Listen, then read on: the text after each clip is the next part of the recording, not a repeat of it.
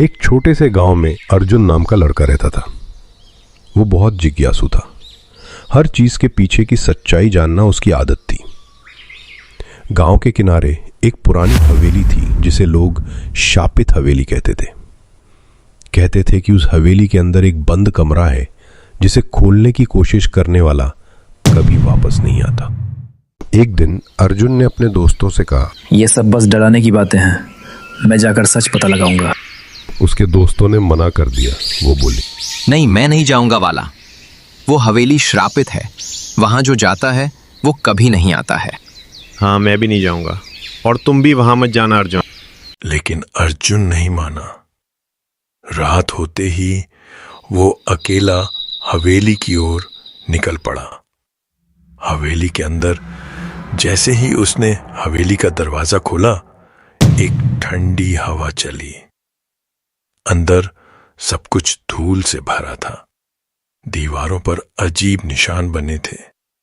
अर्जुन का दिल तेज धड़क रहा था, लेकिन जिज्ञासा डर से ज्यादा थी।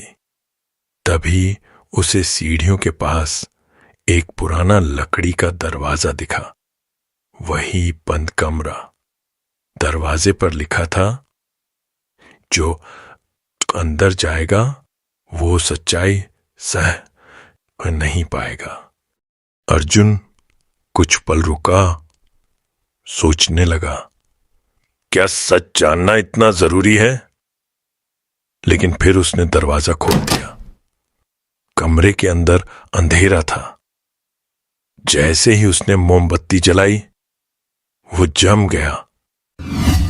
कमरे में कोई भूत नहीं था, बल्कि दीवारों पर लगे थे आईने। हर आईने में अर्जुन का चेहरा अलग दिख रहा था।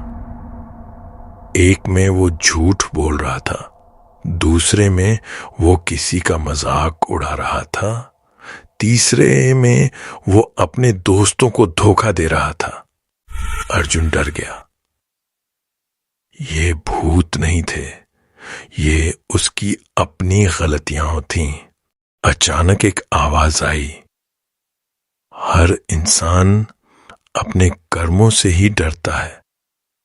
अर्जुन समझ गया, इस कमरे का रहस्य कोई भूत नहीं, बल्कि खुद की सच्चाई का सामना था। वो घुटनों पर बैठ गया और बोला, मैं बदलना चाहता हूं। तभी सारे आईने टूट गए और कमरा खुल गया। अर्जुन सुबह हवेली से बाहर आया, जिंदा लेकिन बदला हुआ इंसान। अब वो पहले जैसा नहीं था। वो सच बोलता, दूसरों की मदद करता और अपने कर्मों पर ध्यान देता। गांव वालों ने पूछा, अंदर क्या था? अर्जुन मुस्कुराया और बोला, सबसे डरावनी चीज हम खुद होते हैं।